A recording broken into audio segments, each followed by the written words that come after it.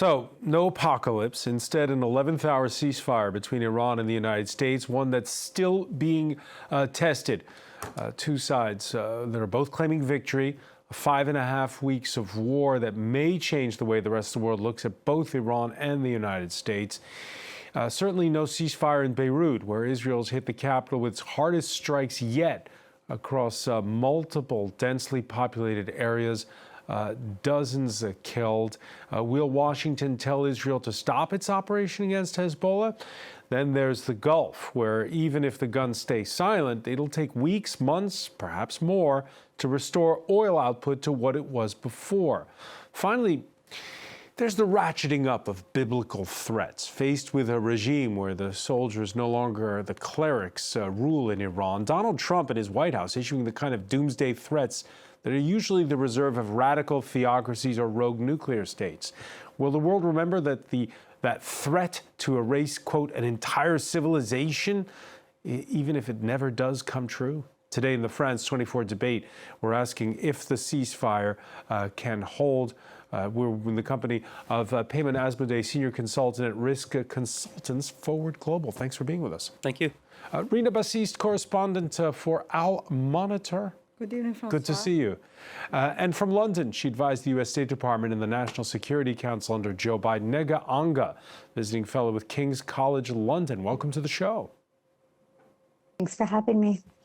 By the way, you can always listen. That's right, listen to the France 24 debate wherever podcasts are streamed. Yeah, the day began with victory laps, which could prove short, what with accusations of ceasefire violations and questions, in fact, over what's actually in the bargain. Karis Garland has more. The morning after reaching a 2-week ceasefire deal with Iran, it was the occasion for Pete Hegseth to take a victory lap at the Pentagon.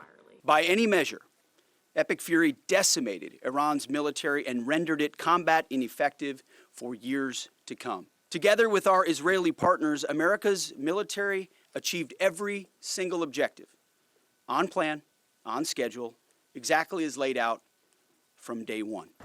The agreement comes nearly 40 days after the US and Israel first launched strikes on Iran and hours after Donald Trump's threat to kill a whole civilization if Tehran didn't make a deal that involved reopening the Strait of Hormuz. Iran has confirmed it will allow the safe passage of ships through the waterway for the duration of the truce, but only via coordination with the Iranian armed forces. On Wednesday, the US president made a series of declarations on social media. He said there would be no enrichment of uranium by Iran and that Washington and Tehran would work together to dig up and remove nuclear material buried by US strikes last year. Trump went on to say, "We are and will be talking tariff and sanctions relief with Iran. Many of the 15 points have already been agreed to." These comments appear to clash with a list of demands released by the Iranian Supreme National Security Council, including the acceptance of the country's uranium enrichment. It also demands a US guarantee that it won't repeat its aggression against Iran and calls for the lifting of all sanctions. Meanwhile, in another post Wednesday, the US president announced that any country supplying weapons to the Islamic Republic would face a 50% tariff on any export to the US. The Pakistani Prime Minister, whose country brokered the ceasefire, said he had invited Iranian and US delegations to meet in Islamabad on Friday and that Iran's president had confirmed Tehran's attendance. But there was no official confirmation from Washington. The White House said no meeting would be considered official until formally announced. And we can show you live images from the Israeli Prime Minister, who is right now speaking. We'll try to cross over to that if we can. The Israeli Prime Minister's first remarks since the ceasefire went into effect at the 11th hour on Tuesday, Washington time, Wednesday, Tehran time, and B, after those multiple strikes that have just hit Beirut mid-afternoon, this time without a warning, the Israeli defense minister, who let's see if we can cross now live to Benjamin Netanyahu, the Israeli Prime Minister?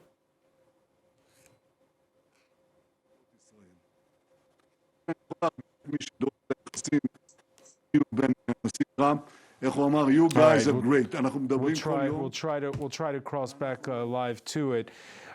These are the first remarks. Again, the death toll has just climbed to 112 in Beirut, in a very crowded parts, plural. There was also the Bekaa Valley and the south that were hit. Rina Basista, Israel likening this operation, its defense minister likening this operation to what happened in September of 2024 with the pagers that exploded and took out Hezbollah commanders and operatives. This time, though, major bombardment. Yes, absolutely. So if we listen to explanations of Mr. Israel Katz and also senior officers at the Israeli military, what they say is that it's an operation that has been planned for several weeks. So it's not something that was decided at the last moment because of the ceasefire agreement. It's unrelated. Let's see if we can cross over now to listen to the Israeli Prime Minister. Had we not launched that military campaign, and indeed the previous campaign back in June, by now Iran would have acquired nuclear weapons, and to this day Iran would have thousands of missiles to destroy Israel and threaten our very existence. This double existential threat is now behind us. We were able to take the Iranian regime years back. We have weakened that regime, and what we've achieved so far, well, we have put a stop to the missile building machine in Iran. They still have a few missiles left. They're shooting that, but their stockpiles is now dwindling away. They can't build any more missiles. We severely damaged their nuclear program. We damaged nuclear infrastructures, centrifuges, and indeed we eliminated a number of nuclear scientists who will join those whom we eliminated back in June. There's still some work to do, as the leaders in the Trump administration pointed out. The enriched uranium is still in Iran, so either it will be evacuated through agreement or through force, and we quite agree on that. We put a stop to the money-making machine in the war machine of Iran, the steel mills, but also the plants making missiles. We've destroyed bridges, railways. We've destroyed the Iranian Navy. We've destroyed missile launchers. We've also weakened the repressive regime in Iran, and we've shown that we can hunt them down everywhere. They have nowhere to hide. We have eliminated the leaders from Ali Khamenei all the way down to the leaders of the Iranian Revolutionary Guards. And thanks to the firmness displayed by Israel in the Middle East, we have now forged new alliances with states in the region. I demanded that this provisional ceasefire should not include Hezbollah. We'll keep hitting on Hezbollah more powerfully than ever. We've dealt the most severe blow to Hezbollah it has ever experienced. We hit sensitive areas of Hezbollah in places where they thought they were out of our reach. And I can tell inhabitants of the north of Israel that they will soon be able to return home. We've defined a security area north of Israel, just like in Gaza, where we control more than half of the Gaza Strip, and we've been surrounding Hamas from every quarter. My fellow citizens, those who wish to ignore the achievements of the State of Israel, of Israeli soldiers, of the Israeli Defense Forces, those who want to denigrate this don't know what they're talking about, or they're using completely distorted arguments. As I promised from the very beginning of this war, we've changed the face of the Middle East. for a better future for Israel. And we'll keep doing this. We are fighting, and with God's help, we will be the victorious. I would like to wish you a happy holidays and the end of Easter Mimuna. Interesting. All right, the Israeli Prime Minister there speaking, claiming big wins in taking out Hezbollah operatives and also taking out weaponry. He also stated in that message how the ceasefire agreement between the U.S. and Iran was, quote, made in full cooperation with Israel. Israel was not notified in the last minute. Netanyahu's been coming under fire from the opposition domestically for being left out of the deal, he says. So that's the word there. At the same time, we're seeing that there have been the ceasefire tested between the U.S. And Iran in the Gulf today. Air defenses sirens going off in the last hour in several cities, according to Iranian news agencies. Rina Bassist, what's happening in Lebanon, and again, that death toll has now climbed to 112. Is it putting facts on the ground? In other words, stopping the ceasefire from happening so Israel can continue its campaign against Hezbollah as long as it wants? Or is it getting last licks in before guns go silent? I think, François, you described exactly the two possible scenarios. Either really Israel is trying to do what it has been doing in Iran, the same thing, over the last few days before the ceasefire, to strike as much as possible so that when the ceasefire is reached in Iran, or in the case of Lebanon, when the moment comes and the Trump administration will push Israel to start negotiating with the Lebanese government, then Israel would have hit as many as possible Hezbollah militants. These were the targets today. It was not arms depot or factories or bridges. It was really Hezbollah militants and commanders. So either this is the scenario that the Israelis are thinking about, or very simply that the Israel is determined to continue. And this is part of this continuation, and showing also to the Lebanese government that Israel is taking this fight against Hezbollah well beyond the Litani River, because so far the Israeli soldiers were operating mostly in the south of Lebanon. We still don't have Israeli soldiers beyond the river, but the airstrikes today, they were all in Beirut, in southern Beirut, and even elsewhere. And they were also in the Bekaa Valley and in the south of Lebanon. Peyman Esmoudeh, Iran responding by saying it had shut again the Strait of Hormuz and it would remain shut as long as the fighting continued. Of course, there's one player who can call time on this campaign, and that is Donald Trump himself. He just needs to pick up his phone. Trump, who earlier in the day told reporters that, well, Israel's not part of this deal between Iran and the United States. We've heard a lot of contradictory claims about what's in the deal, who's in the deal. What do you know so far? I know about as much as you do, which is that basically every single party to this deal is saying something different. So that's... Is it just the U.S. and Iran? That's the first question. We put it to the Pakistani ambassador to France, who said, I can't really speak on the record because there's a lot of back-channel talk still happening. Well, to the extent that the warring parties themselves have said what they agreed to last night, or this morning, I should say, the Iranians said that Lebanon is included. It's basically fighting on all fronts. Donald Trump and the White House have said they are not included. And really, there you see the sticking point when you have a deal that is so unclear, so fluid, so kind of up in the air. But I do want to say that this is very much in keeping with Donald Trump's school of negotiating and peace treaties and, the 9 or 10 wars that he claims to have ended at this point in his presidency. Very often it's status on the ground, completely unclear. No one really knows if anything has been resolved or not. In reality, nothing has actually been resolved, but he basically declares victory and goes home. It's what some people refer to as the taco theory.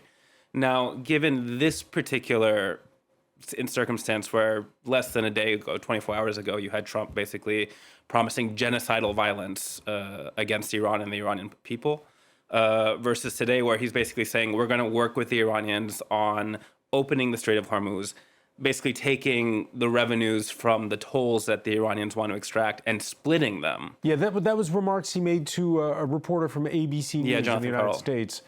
It's again very much in keeping with how Donald Trump sees the world. Is there's Do you a deal. think that's serious? I don't think anything from what he said today has been entirely serious, and I think we see the result on the ground. To the extent that we have a ceasefire, the U.S. has stopped striking Iran. That's basically it. Iran is still being bombed. So you had strikes in the Persian Gulf. So you had air raid sirens going off, but you had airstrikes in the Persian Gulf earlier today. You had Iranian missiles and drones trying to hit the Emirates, hitting Kuwait. You have, obviously, as we were just discussing, this really intense campaign happening in Beirut. The war is still happening.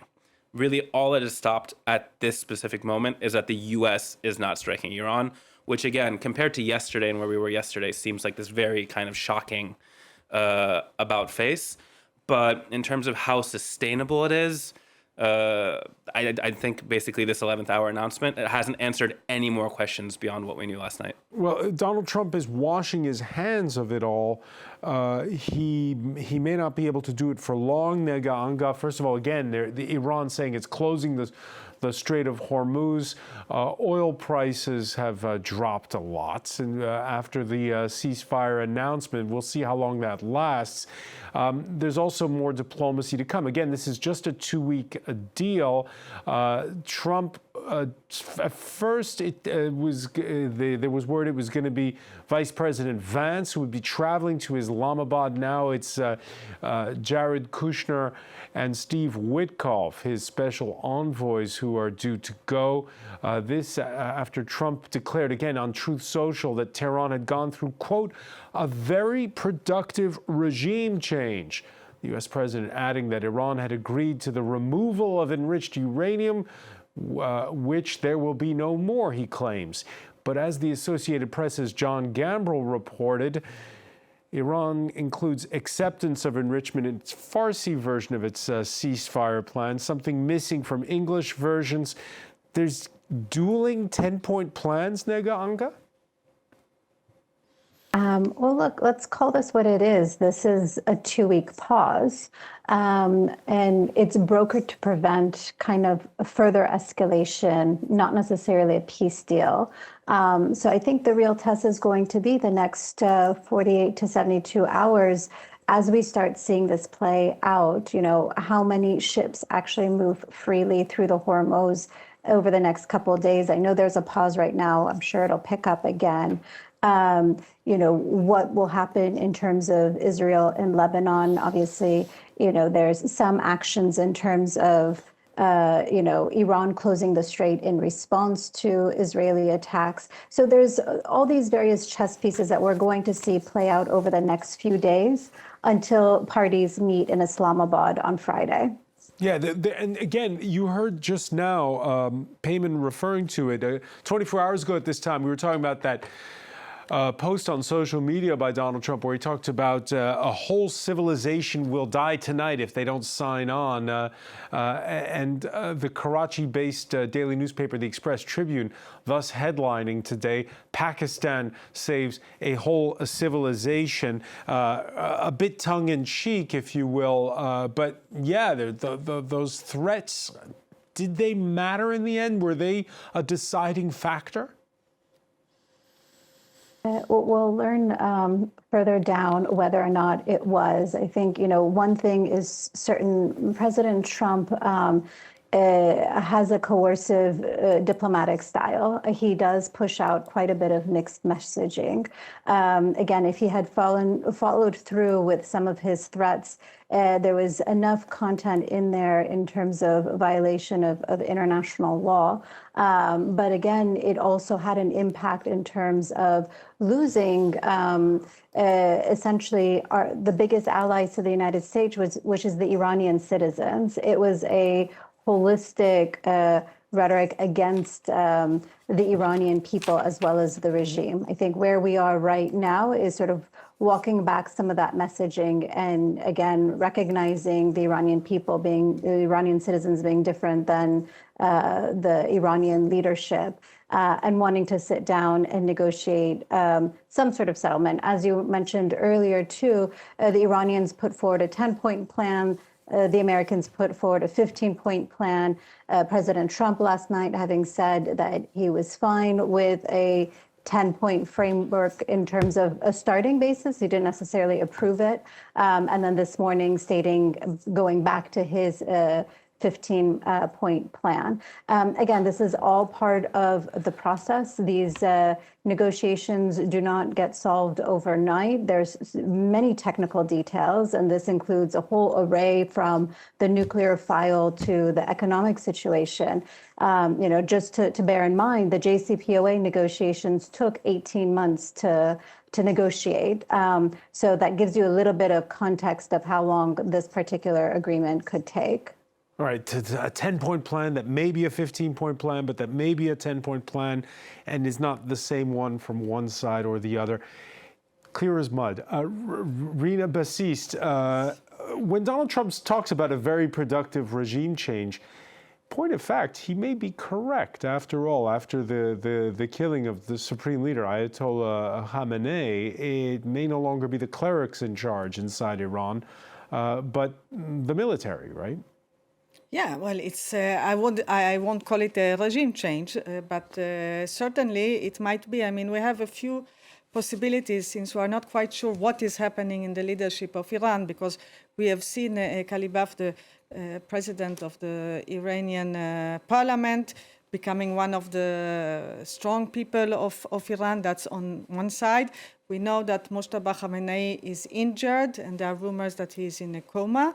And then, of course, we see more and more, we have the feeling, or the impression at least, that it's the Revolutionary Guards that are taking on. They have been maybe more in the back of the stage when Ali Khamenei was still alive. They are coming to the front of the stage. So it's a question. Are we now seeing a transition from a Mullah regime to a Revolutionary Guards regime? That's a possibility. I won't call it a regime change because we are not moving from a dictatorial and oppressing regime to a democratic one, not at all. So the nature of the regime, it's exactly the same. Are they more pragmatical? I don't know, because the former regime was also proclaiming that it was willing to negotiate. We remember it very well. The few days before the February 28th attack, the Iranians were supposedly negotiating with the Americans. The Americans estimated that it was just a show-off, that it was a strategy to gain time, but they were pretending to negotiate. So we don't know what's the situation exactly. We don't know who is really making the calls. Of course, we know who the negotiator is. There is a face to it. It's the foreign minister Arakchi, but we don't know who exactly is giving him orders. Right. Pakistan stating that present for those negotiations on the Iranian side will be, as Rina was saying, the foreign minister Abbas Arakchi and that Speaker of Parliament Mohammed Bakr Kalibaf. Yeah. Whose name are they speaking in? Are they speaking in the name of the supreme leader, who we have not seen yet since his naming? Right. Are they speaking in the name of the Revolutionary Guards, who right now have this sort of decentralized way of operating in this time of war? Who's in charge? So there's a fundamental conceit here, as you guys rightly mentioned, when Donald Trump uses the phrase regime change. So Donald Trump has one idea of regime change, which is, let me get rid of the top guy, in this case, the late Supreme Leader Ali Khamenei, who refuses to work with me, and basically bring in the person directly under him who will be willing to work with me. And Trump and his team have made it very clear over the last couple weeks, very publicly and frankly in a bit of an overtop way, saying that they see Ghalibaf as this person. He hasn't said it explicitly himself. In all but name, anyone listening to what the White House has been saying about this supposed, moderate negotiator on the Iranian side is pretty clear who they're talking about. So tell us about Mohammed Bakr Khalif. He does make sense on a certain level in the Trumpian worldview of the counterpart, the kind of counterpart that Trump. So this Speaker of Parliament could be the Iranian Delcy Rodriguez, like the Venezuelan Vice President, who's now doing business with the U.S. after Maduro was ousted. So Ghalibaf is a pillar of the regime, right? So he's someone who's been around for a very long time. He was the mayor of Tehran. He had a very long tenure, a very corrupt tenure. He's very famous even within kind of government circles for his corrupt backroom business dealings, but that have never really seen the light of day because all of those kinds of investigations were quashed for obvious reasons. But he himself has presented himself as a former presidential candidate, as basically an Islamist Reza Shah, an Islamist Reza Khan. So he's calling back actually to Iranian history. He's described himself this way. 100 years ago, basically the last time Iran had a dynastic transition between the Qajars and the Pahlavis. You had this historic figure, this army colonel who comes in, leads a coup d'etat with the help of the British, makes himself prime minister, and then makes himself king. And Mohammed Bakr Ghalibaf has described himself in those terms. He has said before, I'm essentially that guy, but the Hezbollah version of that guy, the Islamist version of that guy. And he's always pitched himself as this strong man who can come in as a capable manager and modernize the country. And that speaks to Trump. Now, and this is a very important point because we're talking about the negotiations in Islamabad, there had been an announcement that basically he would be leading the negotiating team. And then you had media channels like Tasnim, which are attached to the Revolutionary Guards, saying, no, that hasn't been decided yet. We don't know if it's Ghalibaf or not. That has not been decided.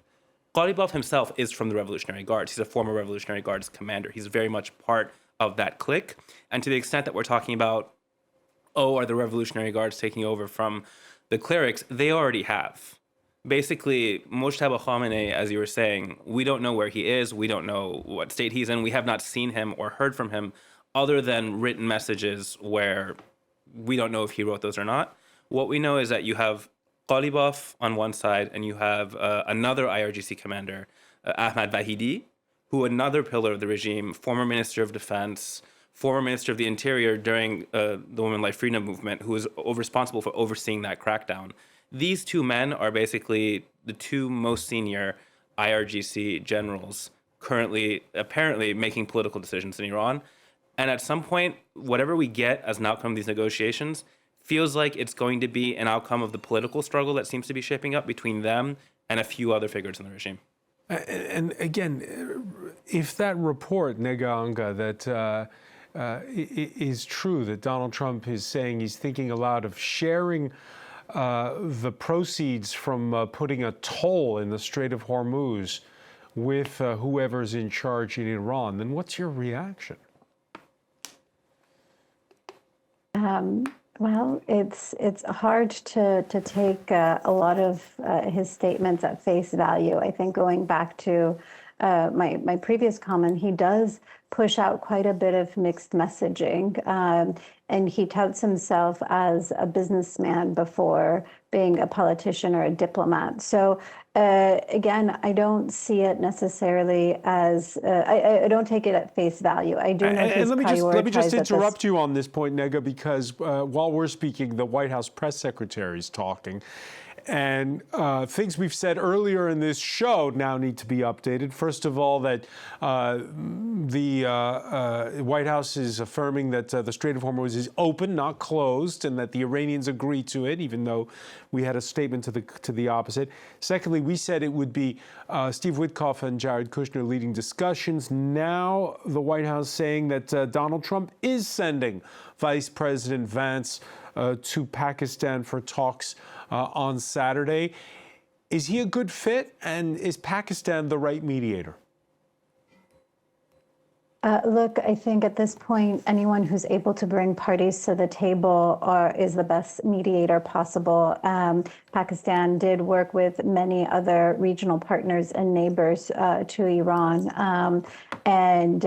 So in that regard, I think they have turned out to be a good fit. We'll have to see how this plays out. In terms of Vice President Vance, I mean, this is delivering a very strong message to the Iranians that the United States is taking this discussion very seriously. They've essentially elevated the leadership of the delegation. We've heard quite a bit that potentially Iran will be sending Ghalibaf that we were just speaking about. So I think this is showing true intent of wanting to find a solution, and most importantly, finding an economic solution and keeping the Hormuz Strait open. Rina Bassis, again, the talk that the ones that pushed this truce agreement over the line were J.D. Vance and the Chinese. The Associated Press, among the outlets reporting this late on Tuesday. Your thoughts on this? And again, Pakistan as broker. Yeah, so first of all, J.D. Vance, and it brings us back to what we spoke earlier about the negotiations that took place, or the so-called negotiations, the alleged negotiations that took place just before the beginning of this joint operation. And we saw other people. We saw Steve Witkoff, Jared Kushner, other people that were involved in these negotiations that didn't really work out. So I think that could be part of the explanation why this time around the choice has gone to J.D. Vance, even though this process of decision-making in Washington, I mean, it doesn't look very serious. That at one point you say, this is our negotiator, then it's another negotiator, then he's back to negotiate.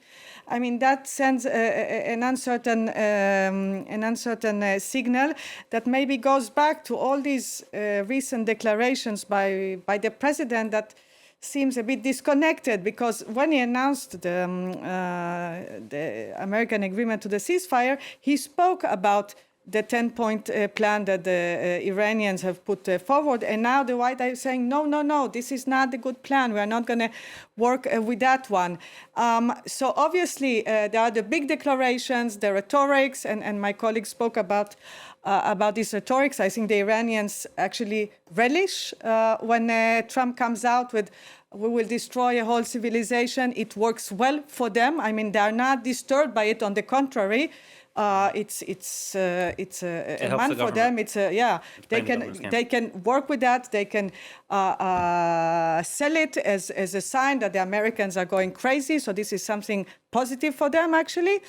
So all these declarations, you have the staff of the president now trying to arrange things, to come with practical solutions, to really work something out. And of course, they can't let themselves start that the beginning point would be the Iranian plan. If you start with that, then why negotiate anything? Just accept it and that's it. Of course, they can't negotiate. They can't start with that plan. They have to come with their own ideas, with their own proposal. And then we'll see. We have 2 weeks for these negotiations. And when you heard Payman earlier in the discussion saying that there's a scenario under which Trump washes his hands of everything. Is that possible, in fact? Again, this question of whether or not it's, by the way, while you were talking, the White House stating that they're demanding now that Iran reopen the Strait of Hormuz. Yeah, I don't know. It will depend, of course. If the Iranians start bombing everybody again, then we might arrive to that situation. But I think the moment for him to declare unilaterally that that's it, I'm stopping, that moment has passed.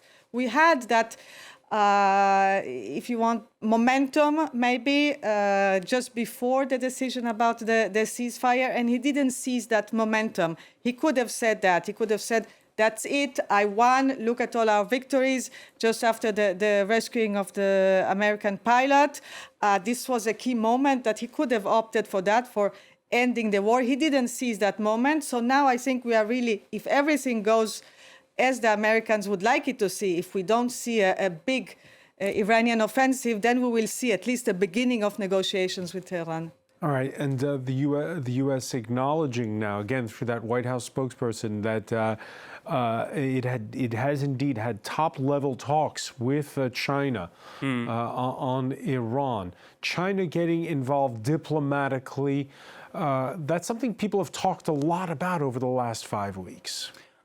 That's basically because the Chinese are the only top-level actor who can still speak to all sides.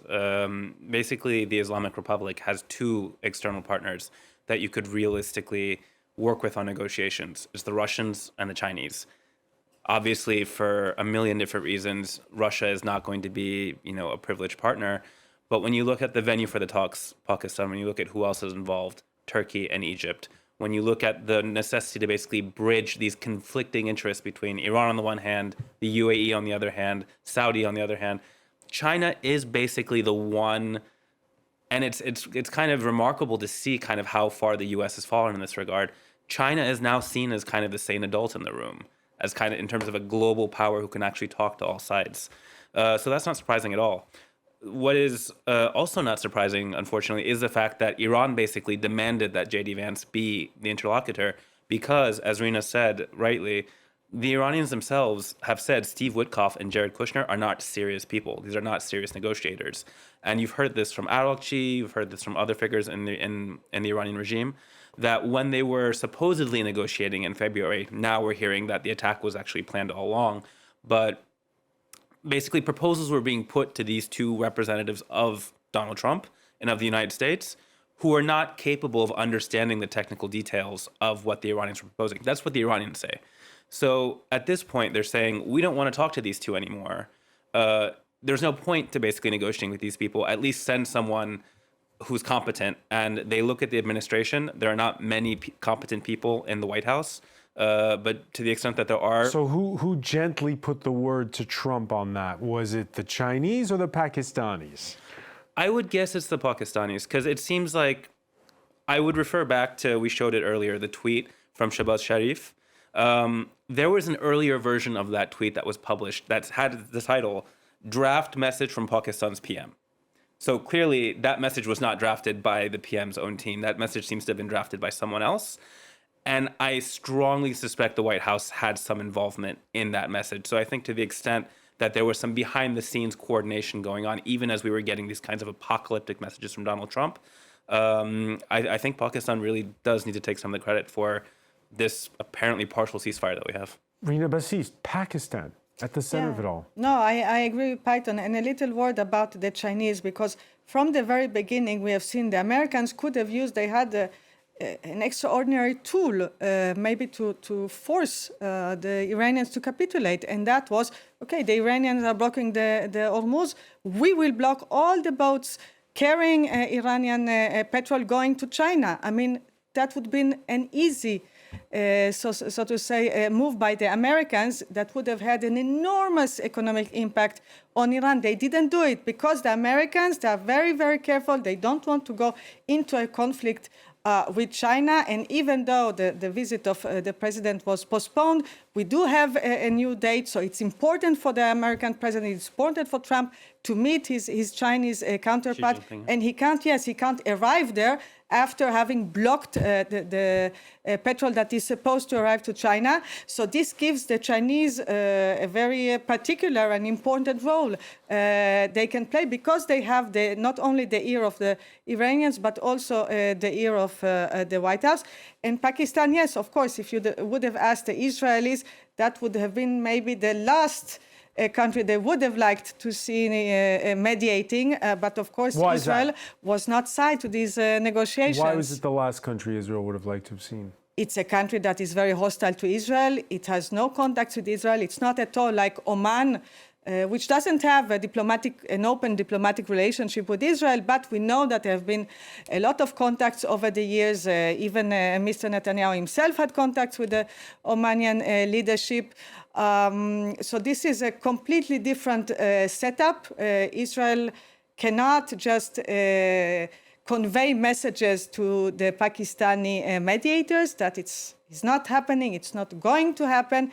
They will have to deal only with the Americans. And of course, this is limiting any hopes Israel has to influence the end game, what will come out, some sort of a compromise agreement. Neganka, is that a good thing? The fact that it's really negotiations between two parties, the United States and Iran, mediated by Pakistan, that you can't put Israel in that mix. Is that good or bad? Well, right now, the United States is and will be having conversations with Israel on the margins. But I think given the U.S.'s agenda, which is a multitude of issues, it's a good thing for the U.S. to continue with its own agenda, with its own objectives, and come to a resolution that suits the U.S.'s needs.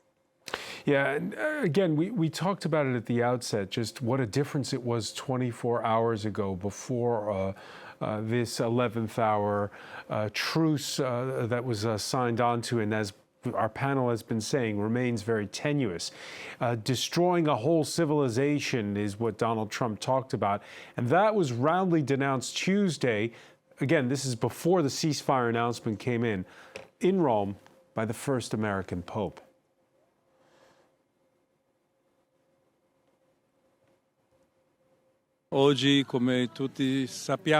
Today, as we all know, there was also this threat against the entire people of Iran, and this is truly unacceptable.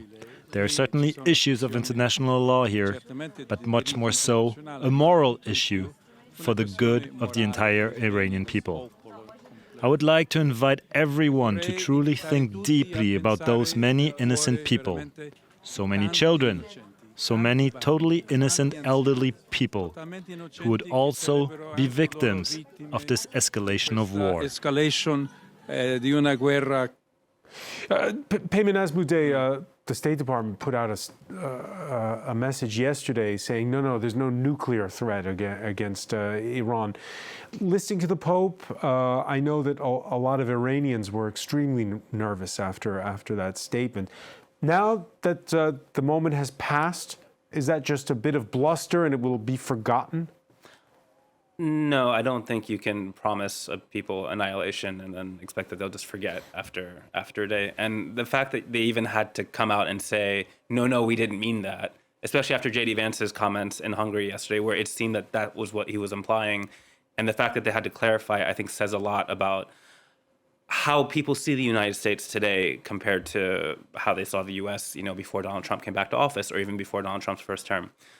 What I think is really important for us to remember, and Nega alluded to it earlier, we're talking about a population that fundamentally, for the vast majority of them, are living under a system they don't want to live under, are living under a regime they don't want to live under, many of whom saw Donald Trump as a source of help, as someone who could potentially save them or at least help them kind of in this face-off that they have with this Islamist regime that's been brutalizing them. And kind of just how brutal that about face is, to go from a couple months ago, this same person was saying, help is on the way, I'm coming to help you, to I'm going to basically wipe your civilization off the face of the map. I mean, it makes you think of when Mahmoud Ahmadinejad said basically the same thing about Israel when he was president of Iran back in the late 2000s, and how much rightly that was condemned and considered abhorrent by the international community, and how that really contributed to making the Islamic Republic this pariah. The rhetoric that came out of Donald Trump's Truth Social account yesterday fundamentally is the same. There's no difference in terms of what he said. And even if, thank God that he didn't act on it, or that we didn't see that kind of radical escalation of violence. But I think the Iranian public today, having looked at their own government as such a threat, and who still see their own government as such a threat, there's a government that's been executing prisoners basically daily since last week, people that were arrested during the January protests. They saw the U.S. as, a force for good in this whole equation. And the U.S. and Donald Trump in particular seems to have been doing everything possible to dispel them of that notion over the last few weeks. We'll have to leave it there for now. Payman Azmudeh, I want to thank you. I want to thank Rina Bassist. Nega Anga for being with us from London. Thank you for being with us here in the France 24 debate.